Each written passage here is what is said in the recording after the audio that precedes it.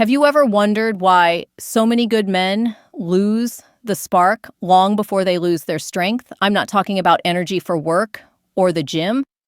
I'm talking about that quiet loss of connection in the bedroom, the one no one dares to mention.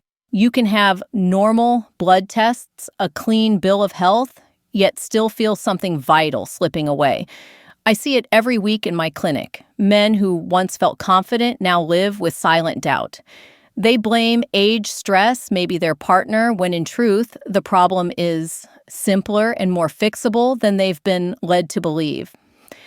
What if the key to lasting desire and deeper pleasure had nothing to do with pills or performance, but with 5 small changes backed by real medical science? I'm a board-certified urologist, and today I'm going to show you exactly what those 5 techniques are and how they can reignite connection, stamina, and confidence at any age. Let's start with the first shift because it's not about doing more, it's about feeling more.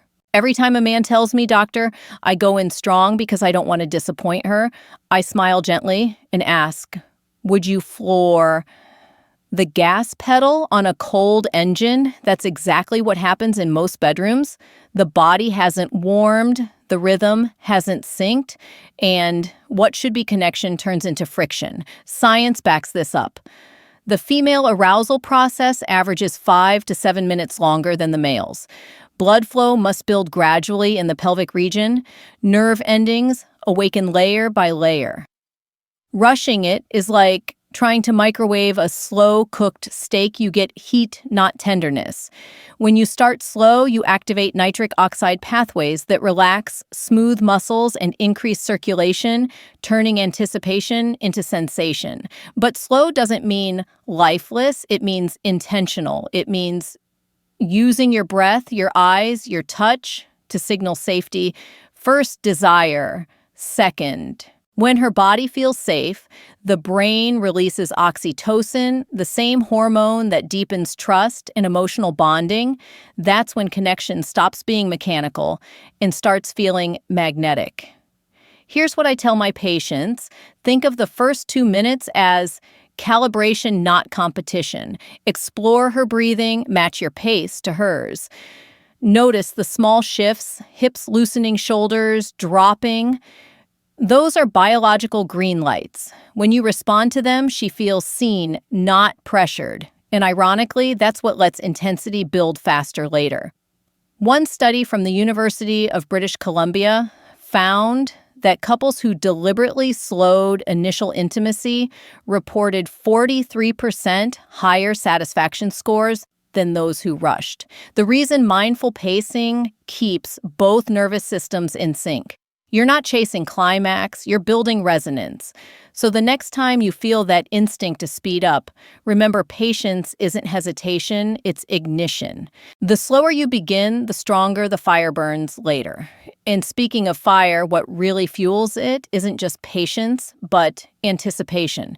That's where the next secret comes in. I've learned that real desire doesn't explode, it brews. When a man rushes, he short-circuits one of the most powerful systems in the human body, the anticipation loop. It's the same neurochemical pathway that makes music thrilling before the drop, or why waiting for a text can raise your heart rate. The brain releases dopamine when it expects pleasure, not only when it experiences it. Teasing done right turns that biology into art.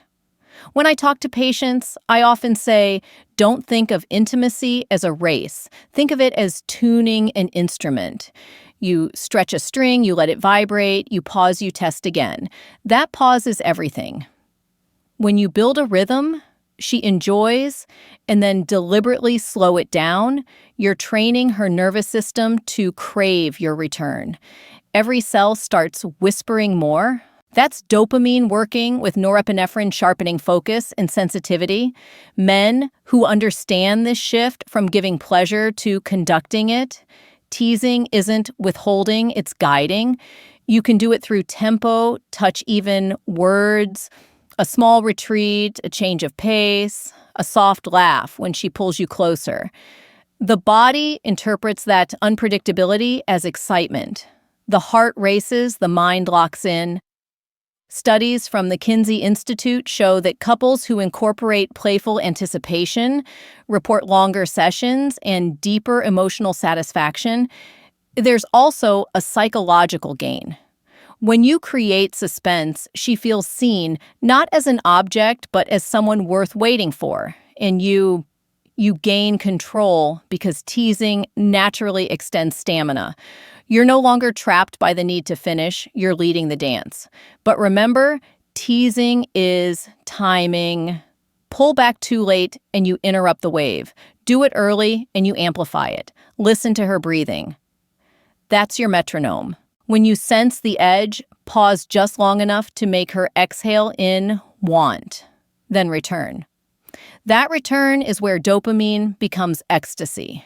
So the next time you're tempted to rush, think of suspense as your secret weapon. Let her want build not from absence, but from your awareness. And awareness is the bridge to mastery, because the next step isn't just about rhythm, it's about variety. Let's talk about how changing your tempo changes everything. If anticipation is the spark, rhythm is the heartbeat that keeps desire alive. I often tell my patients that doing the same thing the same way every time is like playing one note on a piano and expecting it to sound like a song. The human body, especially the female body, thrives on contrast, slow and deep, followed by light and playful pauses mixed with movement. That variation keeps the brain guessing, and guesswork is the birthplace of excitement. Biologically, there's a reason for this.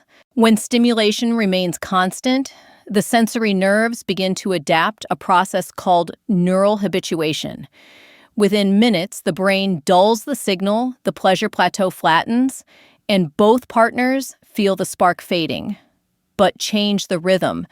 And suddenly new nerve endings light up fresh areas of the brain, engage, and what felt repetitive becomes riveting again. In one study from the University of Chicago, couples who experimented with shifting pace and depth during intimacy reported a 36% increase in perceived arousal compared to those who maintained a single rhythm. The body isn't a machine, it's a musical instrument.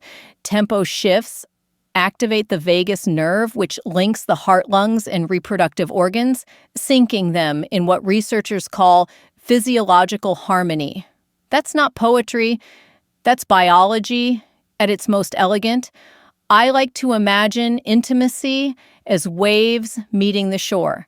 If every wave hits with the same force, the shoreline erodes. But if some are gentle, others strong, the sand reshapes beautifully. Varying tempo gives her body time to reset, to breathe, to feel each sensation individually instead of as background noise.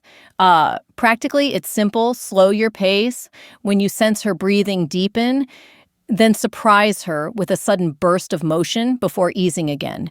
Use those moments to watch her reactions, not to analyze, but to connect. Each adjustment becomes a silent conversation. You're saying, I see you, I hear your body. And that dialogue is more intimate than any words could ever be. Consistency builds trust, but unpredictability builds desire. The dance between them is what makes intimacy unforgettable. And speaking of unforgettable, there's a movement that transforms that rhythm entirely, one most men overlook because they think it's too simple. Let's move into the fourth technique, how contact, not just motion, changes everything. There's a quiet secret most men never learn. The body's most powerful sensations don't come from thrusting, they come from staying close. When you grind, when your pelvis stays pressed against hers, you're not just moving together. You're syncing two nervous systems. That closeness turns friction into communication. I remember explaining this to a patient who thought intensity meant speed. I asked him to imagine dancing to jazz instead of heavy metal. In jazz, the pauses, the slides, the brush of skin against skin, that's what creates rhythm. Grinding works the same way. It activates a network of nerves surrounding the clitoral complex and pelvic floor areas that respond to pressure, not impact. The result isn't just physical pleasure, it's emotional safety. Science confirms this. Researchers from Rutgers University found that sustained pelvic contact increases activation in the somatosensory cortex, the brain region that interprets touch, by up to 30% compared to repetitive motion alone. That means grinding literally lights up more of the brain. The movement also reduces performance anxiety because it shifts focus from how fast to how connected. When you stay close, your breathing aligns. Her heartbeat mirrors yours. That synchronization triggers a small surge of oxytocin and endorphins, the same chemicals released during deep hugs or laughter. Those moments blur the line between pleasure and comfort, between excitement and affection.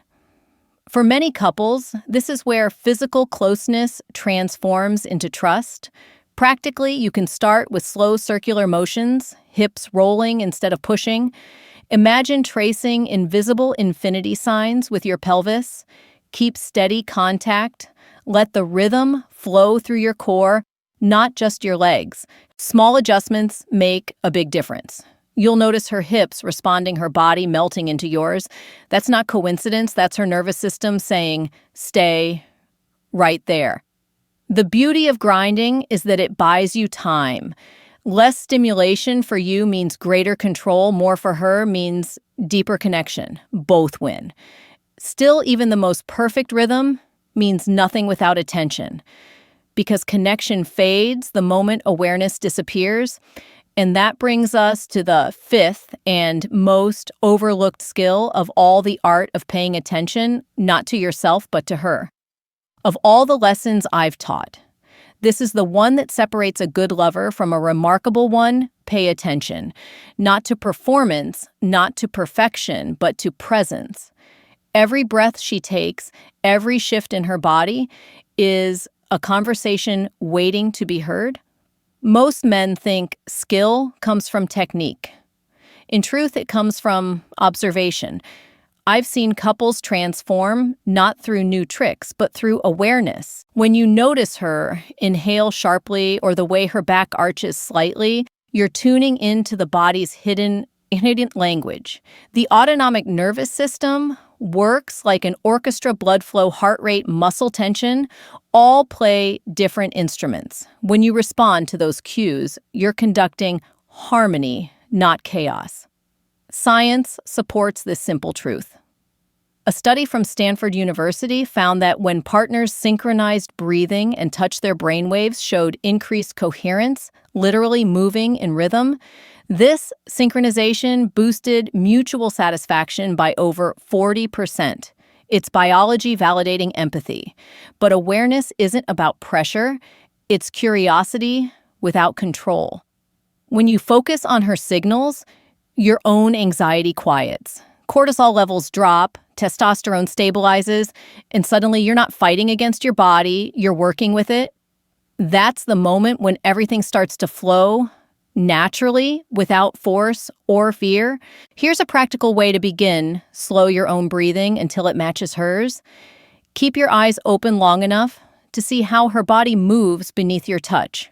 Adjust. Pause. Listen again. This rhythm of observation creates trust faster than any words can. The more you do it, the more automatic it becomes. You stop performing and start connecting. I tell men, presence is power. The goal isn't to impress her, it's to understand her. And once you understand, confidence stops being something you fake. It becomes something you feel. Because in truth, pleasure is not something you give, it's something you create together. And that creation starts the moment you decide to truly notice. And when you do, everything changes, not just your performance, but your partnership, because awareness is the foundation of real connection, and connection is where the body meets the heart. So let's bring everything together. What you've heard today isn't a list of tricks. It's a reminder that real connection is built on awareness, rhythm, and patience. Start slow to ignite the body's chemistry. Tease to awaken anticipation. Vary your tempo to keep her senses alive. Stay close through contact, and above all, pay attention. These 5 small shifts can completely rewrite how you experience intimacy physically, emotionally, and even spiritually. I've worked with men for over a decade, and I can tell you this with confidence. It's never too late to learn, to grow, or to feel fully alive again. You don't need perfection. You just need presence. Every moment you choose to be more attentive, more curious, more connected, you're already winning back something priceless, mutual trust and pleasure that last. If this message spoke to you, save this video so you can revisit the techniques later. Share it with a friend who might need to hear it, and subscribe with the bell on so you don't miss upcoming guides on men's health, confidence, and intimacy. Now, take a breath, take your time, and remember, you're not broken, you're learning, and that's exactly where transformation begins.